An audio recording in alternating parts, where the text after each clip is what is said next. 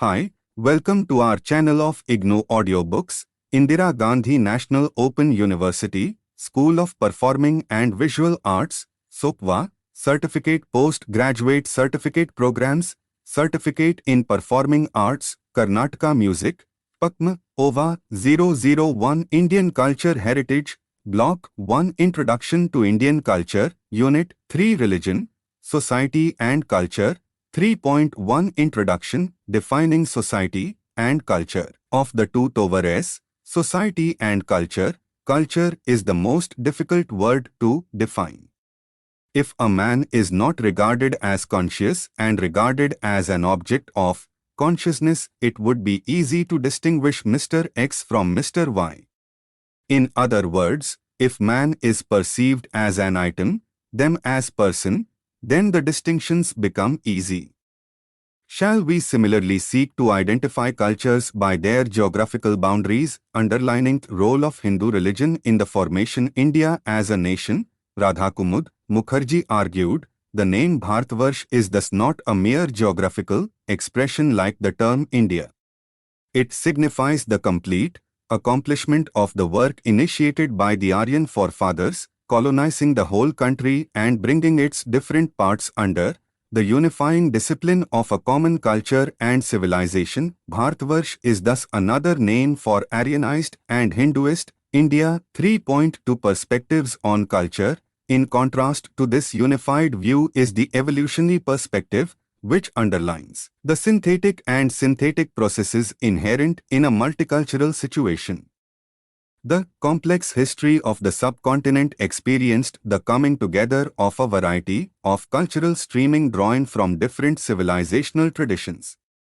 All communities, Hindu, Muslim, Christian or Parsi, experienced the influence of this multiple cultural interaction.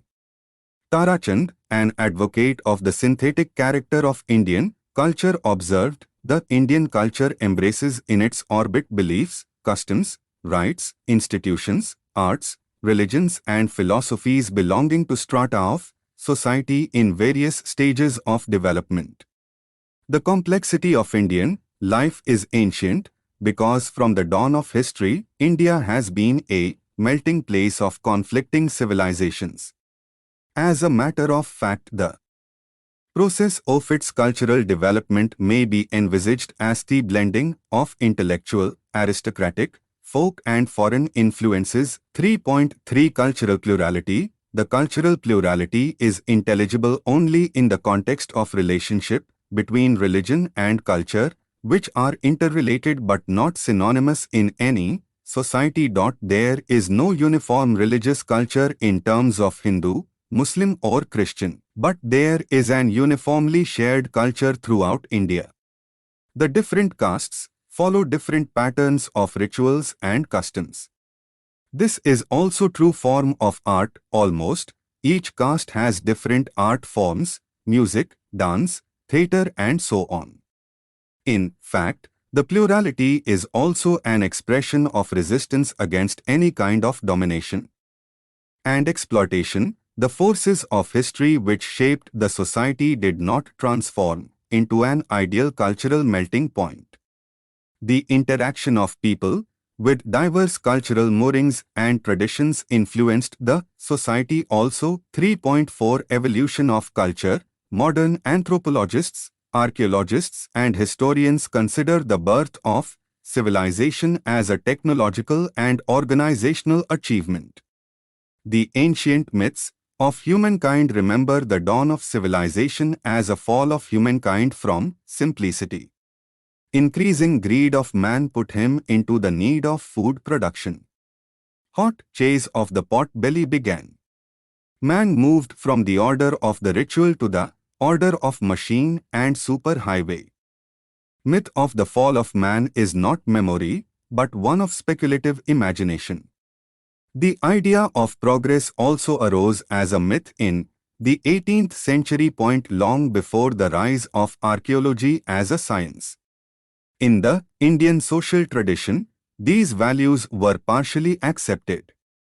Nagara or urban came to be accepted as sophisticated in contrast to Gramya or rustic, while sabhya or courtly came to mean well-bred and polished.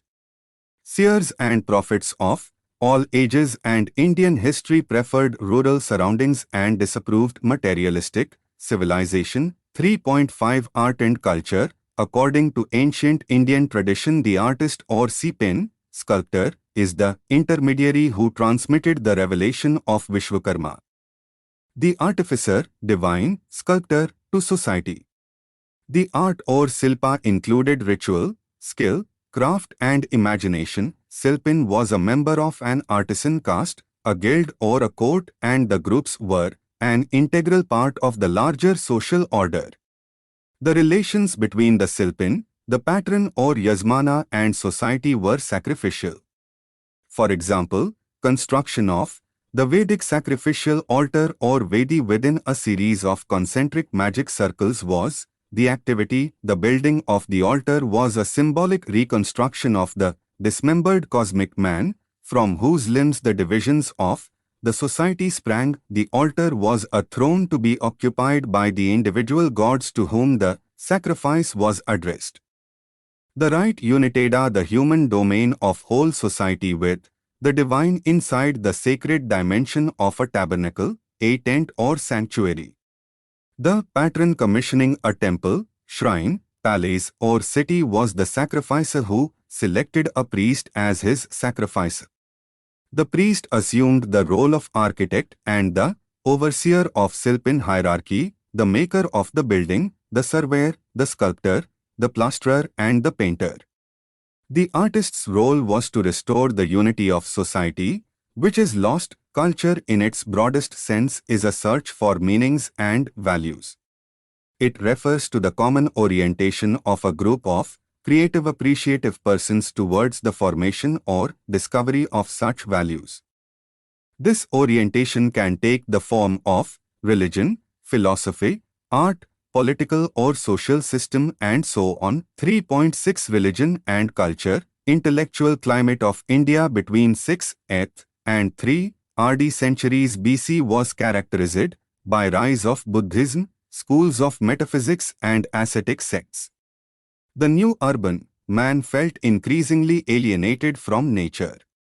Social discipline created an anxiety, resulting in nonconformism. There was withdrawal into the forest to recover the sense of identity. Upanishads were composed. Renunciation became a virtue. Caves served the needs of monks and laymen in search of ideal environment to practice meditation.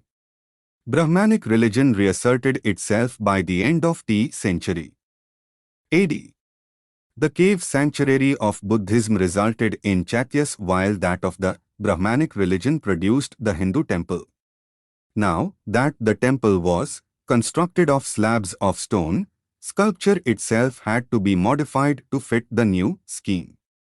Religious devotion, different from monastic meditation, demanded imposing structures and focused the attention of worshipper on a complicated mythology.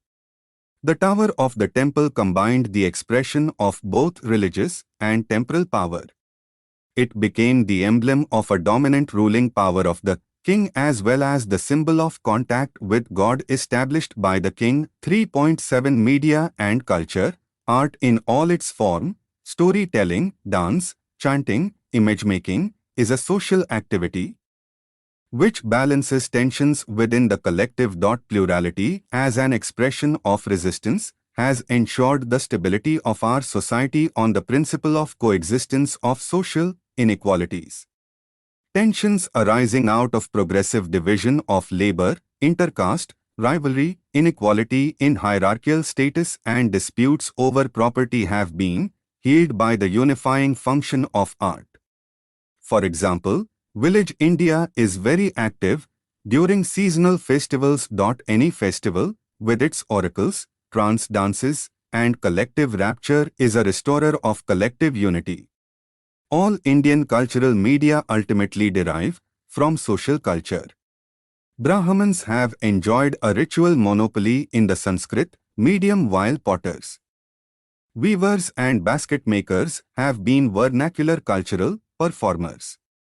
Drama and religious festivals at great temples were mixed media and drew from with classical and popular traditions.